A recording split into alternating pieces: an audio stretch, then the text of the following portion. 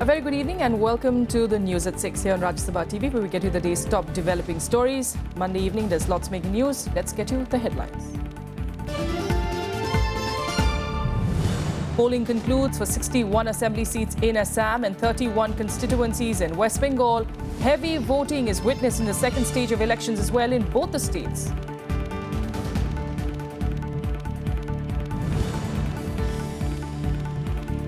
Can tradition override the Constitution? Supreme Court asks while hearing a petition to allow the entry of women in the Sabrimala temple.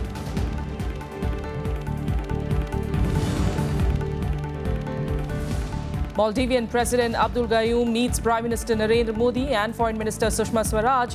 Both sides sign 6 agreements in various fields, including trade and maritime security.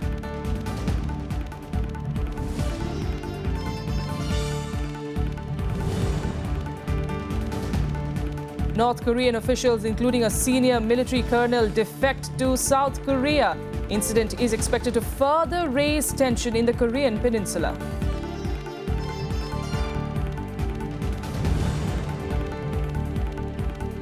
And Prince William and Kate arrive in New Delhi, visit Rajghat and pay tributes to war heroes at India Gate.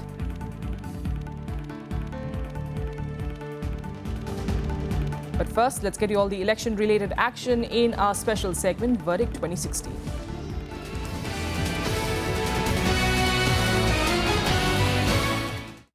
Let's start with Assam, where over 80% voting was recorded in the state's 61 assembly constituencies, which went to polls in the second and the final phase today, deciding the fate of 525 candidates.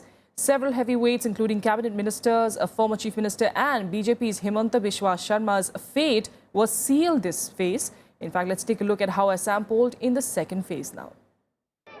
The second of the two-phase Assam Assembly election began at 7 a.m. amid tight security, with the remaining 61 of the state's total 126 constituencies going to polls.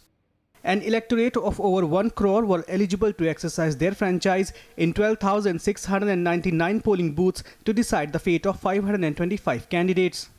Security was tightened across the constituencies, particularly those in 4 borderland territorial area districts where NDFBS ultras are active, and in Golpara district, which witnessed a bomb blast recently.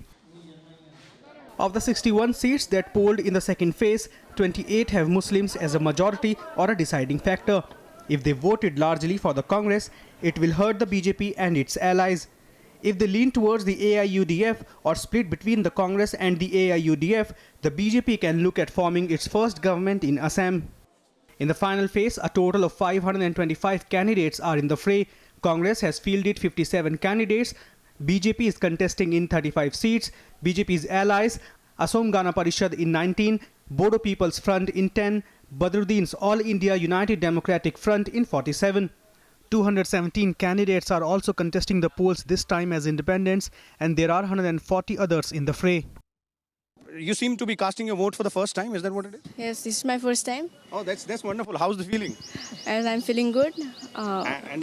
What seems to be most important for you as far as, in terms of issues for casting your vote?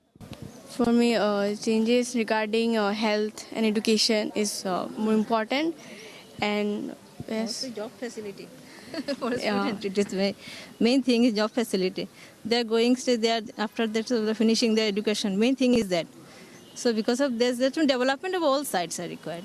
So that's clear out here. It seems the basic issues which have always held sway in most of the elections, be it the education, be it the availability of more better health facilities. Specifically, the younger voters seem to be more concerned about the employment opportunities.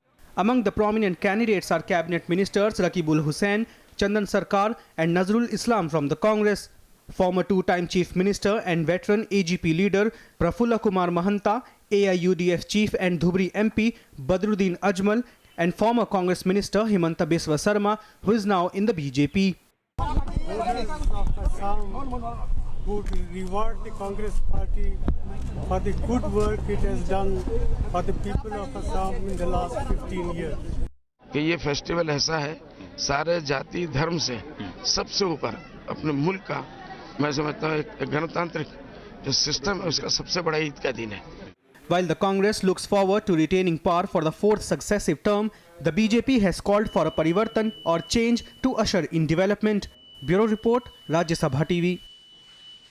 All right, so as you saw in that story, there's some first-time voters as well. This time it's, of course, crucial because the BJP is really pinning its hope on this particular state, especially with all the 5 states that are going to polls, including Assam. This perhaps is what political pundits claim is somewhere the BJP actually has a realistic chance of gaining some significant margin in this particular state. Of course, at this point of time, being the first state that has actually finished those votes, the polling, it is crucial as to how the political parties, of course, react. Still, of course, 4 more states to go, and eventually on the 19th of May is when we'll find out the results. But what's crucial, of course, is the very fact whether there is going to be that anti-incumbency factor really for Tarun Gogoi, the Assam Chief Minister.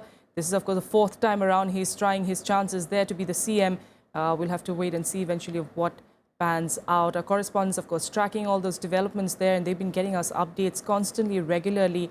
And, of course, on counting day, you will, of course, see us here on Rajya Sabha TV getting you each and every development as it happens. So like we pointed out, it was a total of 525 candidates that were in fray in Assam, especially today in the second phase. And as you see there, of course, the former Chief Minister there casting his vote as well. It's going to be quite crucial, his alliance with the BJP. Once again, of course, but whether this time around it's going to prove to be something of more significance in the Lok Sabha elections, of course, that took place. Of course, you remember in 2014, we did see how the BJP did gain over 20% of a margin in various states. And that was quite a significant chunk for a state that particularly has, for a party that has particularly not been as strong as we could see in the northeast states, especially, of course, in Assam as well. This time around, they are trying to cash in, of course, on the Modi wave. It has, of course, waned a bit, especially as we've seen in the last 2 big elections. However, they are hoping that the Prime Minister's charm and the Lok Sabha elections, that momentum, of course, continues. Vishal Daya, correspondent, I believe, is joining us now from Guwahati. Vishal, we did see you speaking to some first-time voters there. You've been speaking to the people. What are the issues really that they've voted for? Anything different this time around?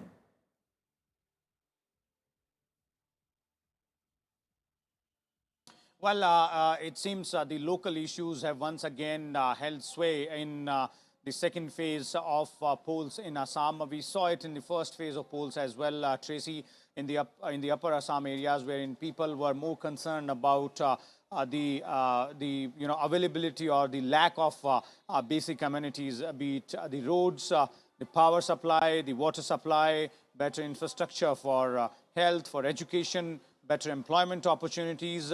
Those are the issues which seem to be,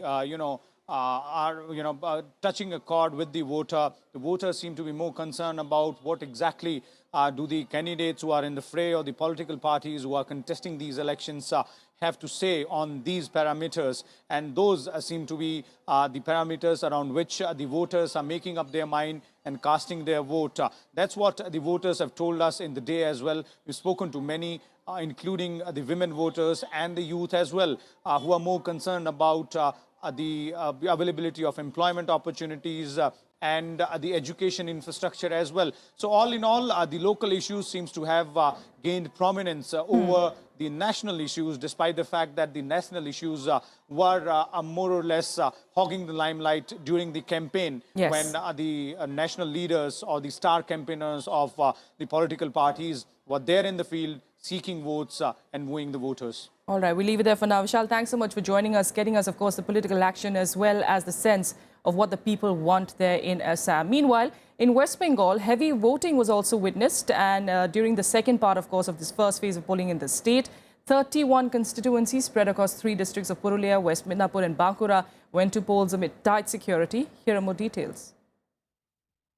31 constituencies of West Bengal Assembly went to polls on Monday. The constituencies are in the 3 districts of the state, West Midnapur, Bankura and Burdwan.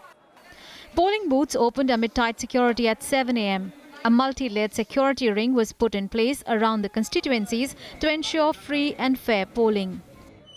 Security तो अच्छा है, ठीक है, vote भी ठीक चल रहा है, सब लाइन से है, सब सिक्योरिटी तो पहले से खड़ा है, हम लोग का ठीक टाइमली एंट्री करने दिया.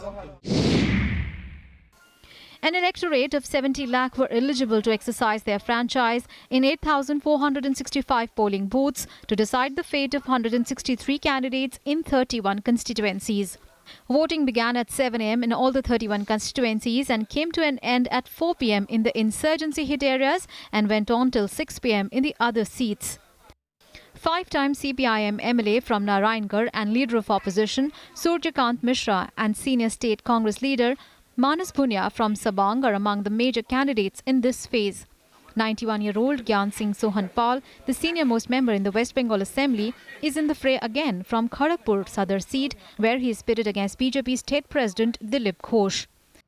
I personally understand that the entire election commission is sleeping like a small baby at the lap of Mamata Banerjee's government. हमारा अधिकार वोट देना ताई जन वोट देते हैं। अच्छा है वोट देना, ऐसे अपना अधिकार है वोट देना और जिसको चुनना है अपना अपना चुनेगा, इसीलिए वोट दिए हैं। There will be 5 more days of polling for the 294 assembly seats in the state. The last day of polling is on 5th of May. Counting of votes will take place on 19th of May. Bureau Report, Rajya Sabha TV. Pranav Goswami, our correspondent, joining us now live from Asansol in West Bengal. Pranav, we do understand there were, of course, some incidents of violence, some incidents of kidnapping as well that were coming in, some reports definitely. But despite that, we did see quite a big amount of voting percentage, over 70%. That's, of course, a good sign. Yeah, and West Bengal has always recorded a very high voter turnout, and this polling is just ended, and it is expected that this round also at least more than 75% voter turnout is expected to be recorded. And if you talk about some incidents, yes, there were some incidents, some clashes between Trinamool Congress and CPM workers, and some especially in Jamhuria Assembly, which comes under Bardhaman district.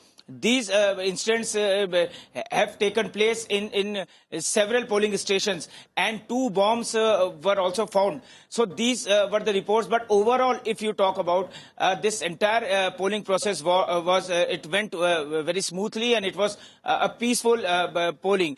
And there were other complaints also about from some polling stations that EVM machines were not working properly, and in first round of polling also Election Commission has received some complaints from opposition party workers that the ruling party workers they tried to manipulate the EVM machines. So these reports Election Commission got, and that's why Election Commission has decided that where the voting percentage is above the 90% and where the voting percentage is less than 10%, then Election Commission will scrutinize those polling stations and they'll examine. Okay. And after that, if it is needed, then re-polling will be held in those polling stations. All right, we leave there for now. Pranav, thanks so much for joining us with those details. And now let's head on to some more news, some more national news. In fact, the Supreme Court today took a stern view of women not being allowed inside the Sabrimala temple, asking lawyers representing the temple trust whether any tradition can override constitutional provisions. The apex court asked, and I quote, "If God does not discriminate between men and women, why should discrimination exist in temples? We want to test this on constitutional parameters," unquote. Well, the Supreme Court bench, headed by Justice Deepak Mishra, asked the lawyer of the Travancore Devaswam Board to apprise it whether this practice was intricately fundamental to religious custom or practice and hence cannot be interfered with. The board's advocate, K.K. Venugopal, has sought 6 weeks' time for filing evidence, including documents and ancient scriptures on the issue. He said that the practice of prohibiting women of menstrual age into the Sabrimala temple was being followed for centuries. He urged that this aspect be kept in mind while deciding the matter.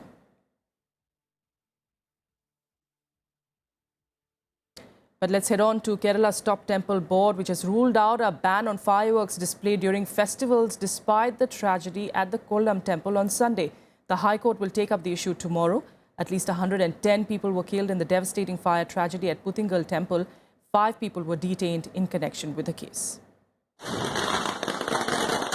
Clamour for a ban on fireworks in temples is growing louder.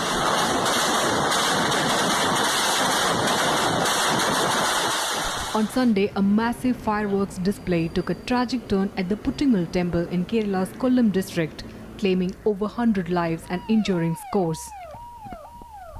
But despite the heart-wrenching incident, the Travancore Devaswam board is still not in favor of a complete ban on fireworks display during festivals. A Kerala High Court judge had sought a judicial intervention to ban firecrackers during temple festivals. Authority denies permission, the other authority allows it to go ahead. Why this contradiction? The state government has a lot to answer. Kerala police blamed Puttingal Devi temple's management for the massive fire. 5 people associated with the fireworks display have been taken into custody. A case of illegal possession of explosives have also been registered against the temple.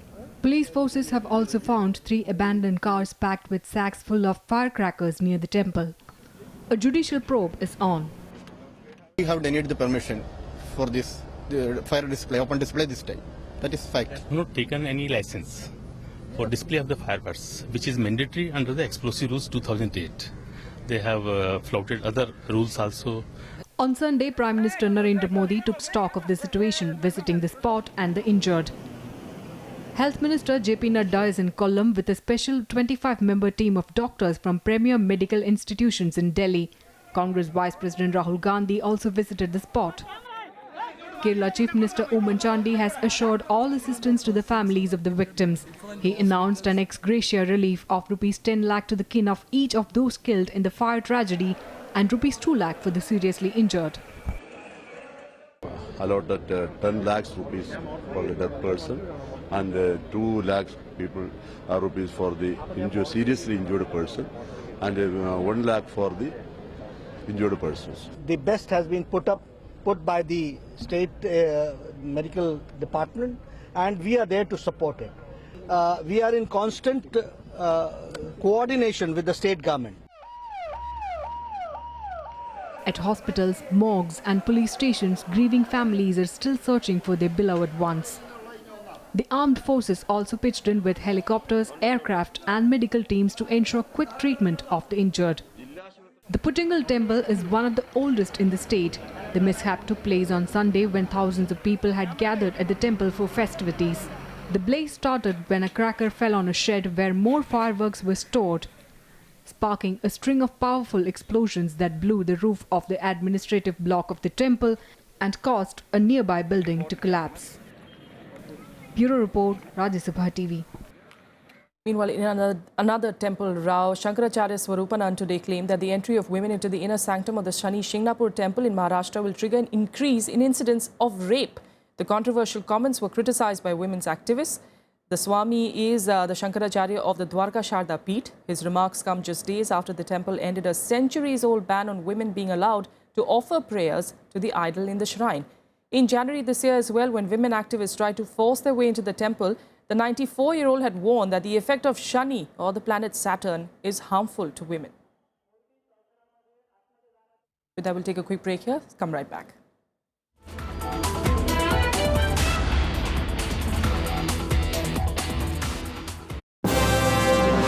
Hello, I am Ishan Russell. I'm Tracy Shilchi and you're watching News Tonight.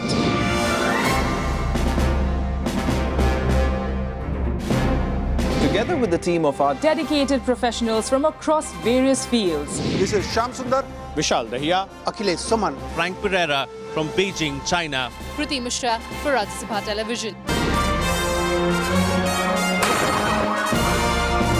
We bring to you the news that matters here on Rajya Sabha TV.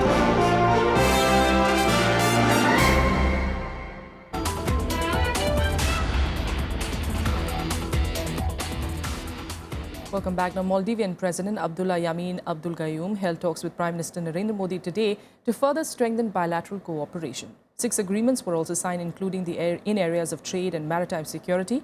He is also expected to meet President Pranab Mukherjee. Maldivian President Abdullah Yamin Abdul Gayoom on Monday held talks with Prime Minister Narendra Modi in New Delhi.